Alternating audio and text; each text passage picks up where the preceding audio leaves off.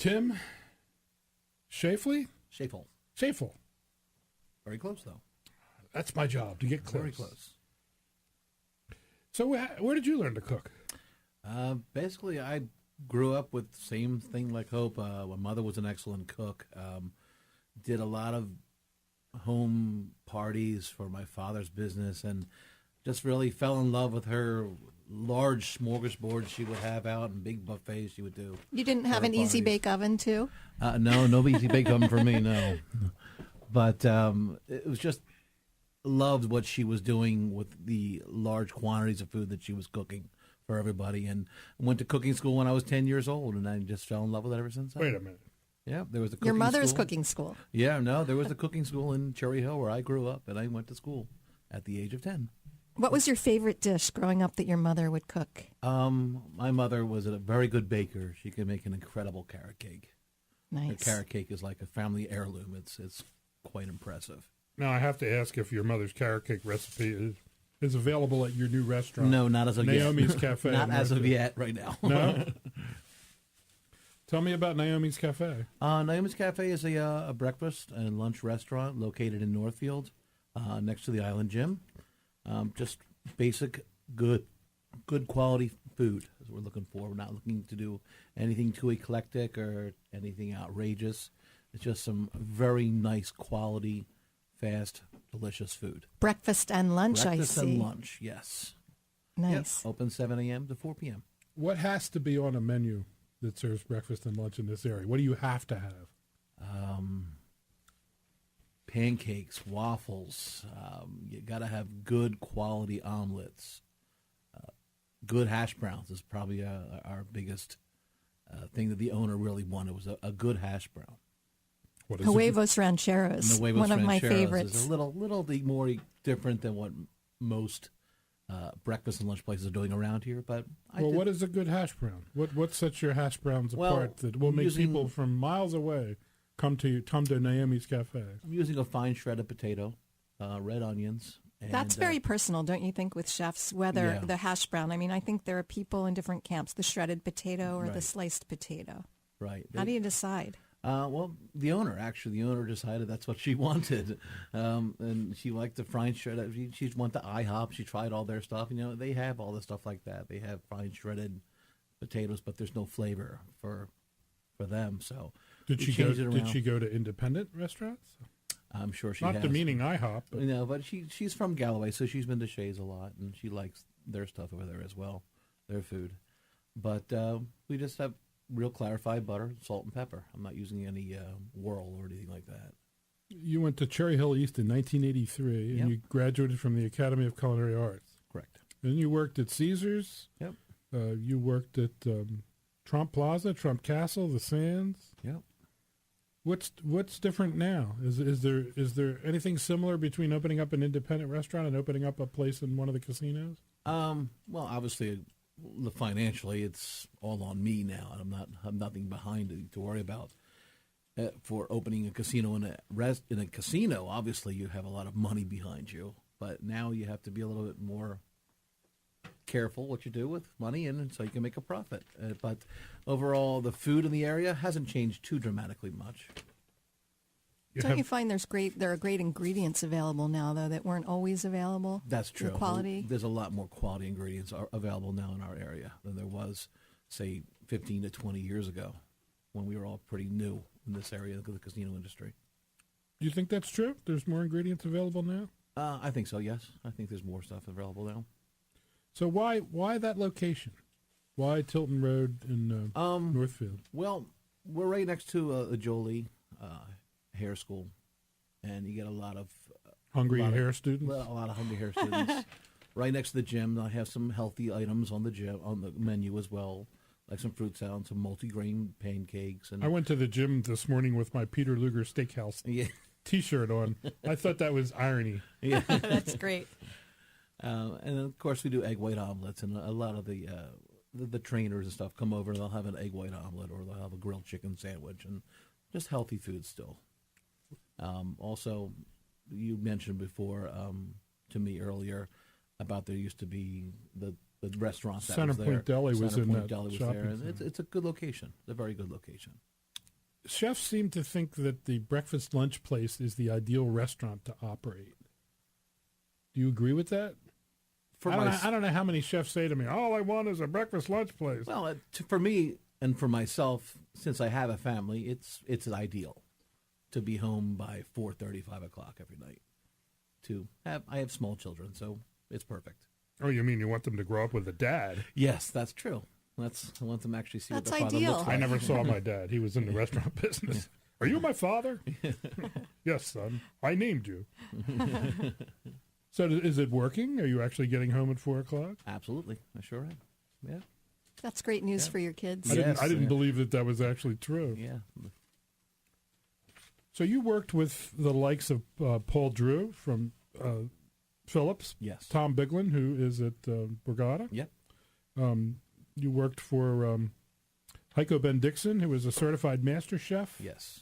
Heiko was one of the most respected chefs in the country. Right. What do you learn from somebody like that? Is that somebody being around somebody like that rub off on you? Absolutely.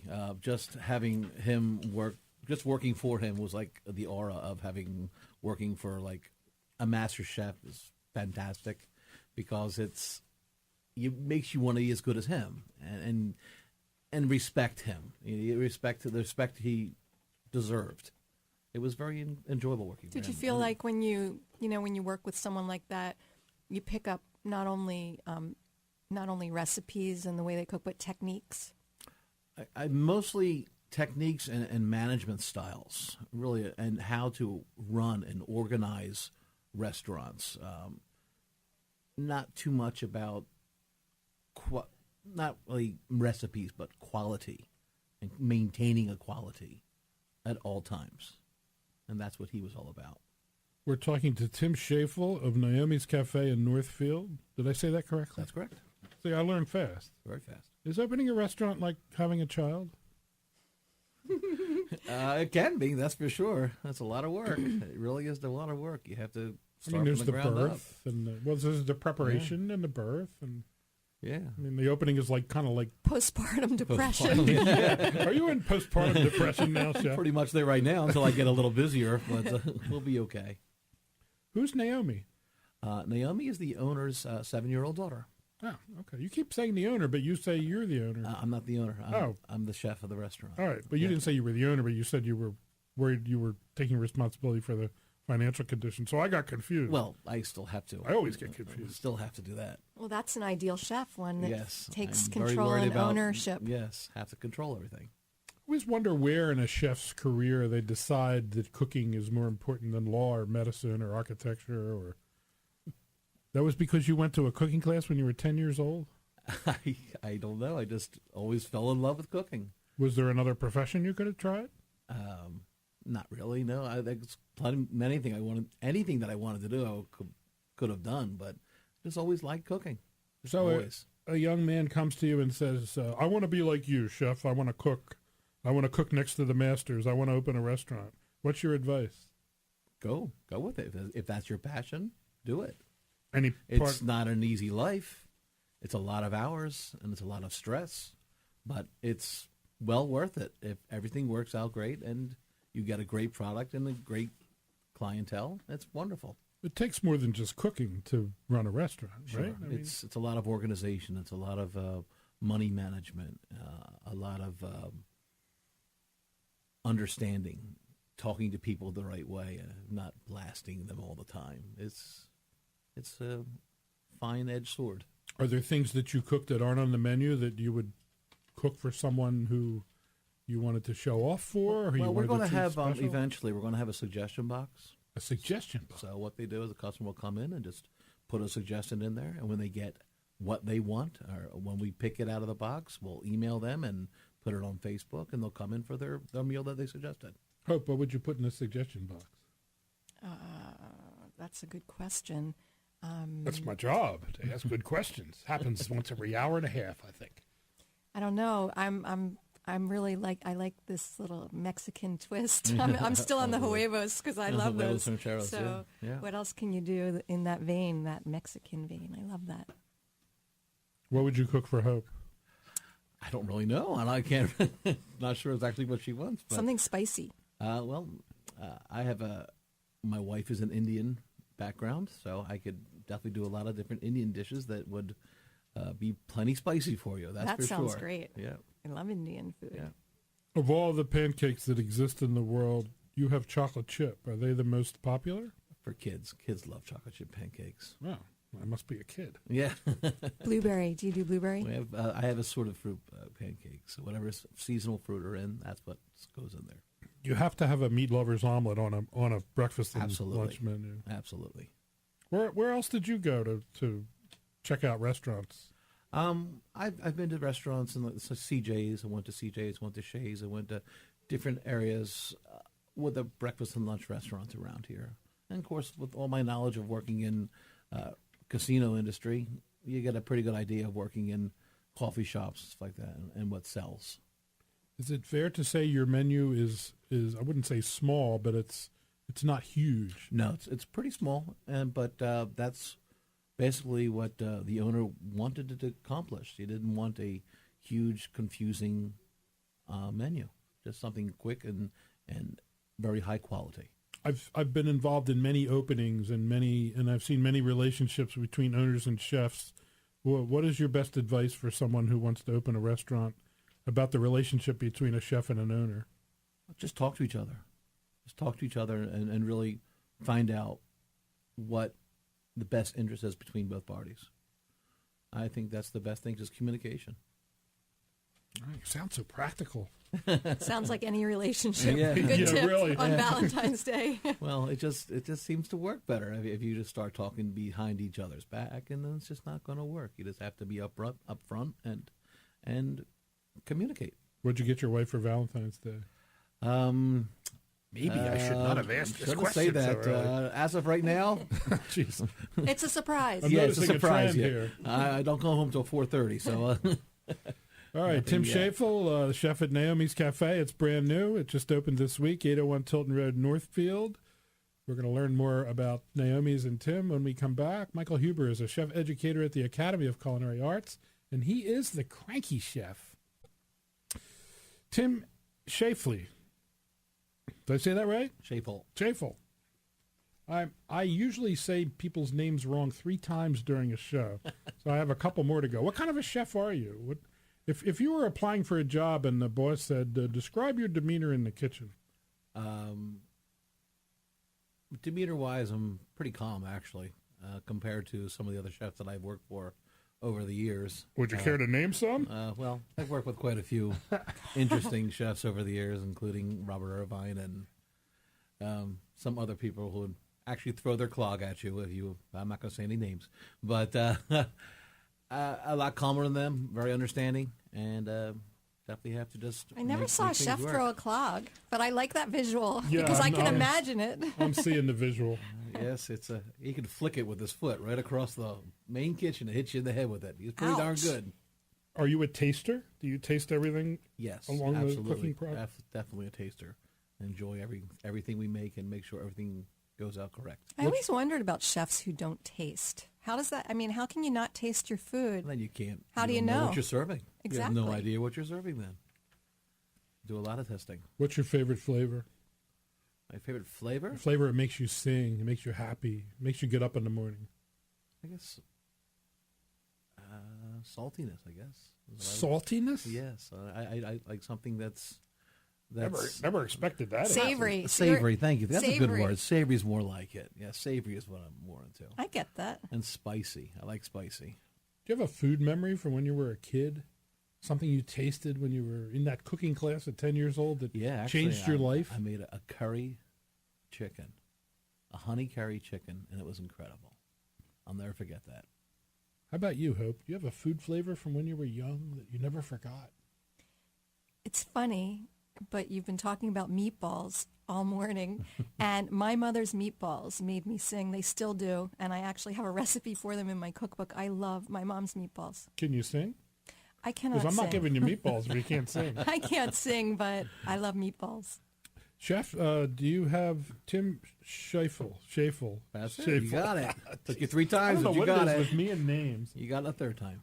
Do you have a cooking implement or sentimental thing you keep with you and you have since you've been a young kid? a napkin, an apron, a fork? No, nothing really. No, a spatula, No. a ruler. No. I think my nun kept her a ruler. No. My 7th grade nun. No. How long did you work at Caesars? 8.5 years I worked at Caesars. Yeah. Tell me a story of something that happened to you at Caesars. Well, working with Robert Irvine there after Heiko Nixon left was very educational for me because he taught me a lot about business, taught me about how to manage. And Robert did. Yeah, Robert did. Robert's a very good organizer as far as that goes. Food-wise, it wasn't too much. There wasn't too much. We could all cook. If you're a chef there, you can cook. So he did a lot of parties. We did a couple of parties for the Hilton family, and they were 7-course meals, and it was just phenomenal. Was Paris Hilton there? No, but Nikki? her father and mother were there. Didn't that make you nervous? It made us very nervous. It was a very difficult party, but it was very rewarding. What did they want? What did you cook for? Well, it was a 7-course meal. They had a cheese platter, and I don't remember the menu. It was just so intense. You can't really remember everything there. What makes you nervous about that? Is it because you think that they eat in places all over the world that are amazing and you're going to be judged, or is it just because of how successful he is, or what is it? I think we were all being judged because it was the board of directors of the entire Hilton company. So we had no pressure. Big boss. It was the big boss. I got it. And how long after that dinner did you remain employed? It's a good question. Yeah, I know. it was quite interesting. There was about 8 to 10 chefs that were working, and Robert basically ran the whole thing, and you weren't allowed to talk. And it was just a very, very intense meal. Did you ever have somebody famous come in and order like scrambled eggs or a hamburger? When I worked at the Hotel DuPont, I fed a lot of famous people in room service. Bob Hope, and that's all he wanted was scrambled eggs, and that's all they ate. You ever have a famous person come shake your hand and say good job? Did the Hiltons do that? No, they were very separate from everybody. Separate? Very separate from everybody. It was like they had bodyguards all around them and everything. So they're not very easy people to warm up to and talk to. Probably afraid they were going to run into a Marriott. Speaking of food memories, I can't get this out of my head, but I want to taste one more time in my life Howard Johnson's mocha chip ice cream. Oh, black raspberry for me. Howard Johnson's black raspberry. Their ice cream. And their fried clams. Oh, they're fried tender sweet fried clams. On the boardwalk. With the little R in next Atlantic to it. City, in a cone. Yeah. Remember? Yes, I do Me remember. too. I went to school in Philly at LaSalle, and there was a Howard Johnson's on Roosevelt Boulevard. Right. And around 11 o'clock, everybody in the dorms would say, "Let's go!" And we'd pile in the car, and we'd get fried tender sweet clams, a double cheeseburger, and I always got 2 dips of chocolate chip and mocha chip ice cream. And to this day, I've never been able to find that ice cream flavor. Not any ice cream that exists today tastes that good. And I've just spent 5 minutes talking about ice cream that I can't have anymore. Sad. Well, maybe there's someone out. See, because like Howard Johnson still has a website, and every night I go to bed and I say my prayers and God bless everybody in my family, and please let me taste mocha chip ice cream once more before I die. There's some pretty good ice cream places around. There are. Yeah, I agree. There's a place in St. Louis that serves you a milkshake upside down. Ted Drew's. You ever go to St. Louis? I'm trying to envision that. It's so thick that it stays in the cup. So you have to eat it with a spoon. They stick the spoon in it and give it to you upside down. All right. Interesting. All right. It's not.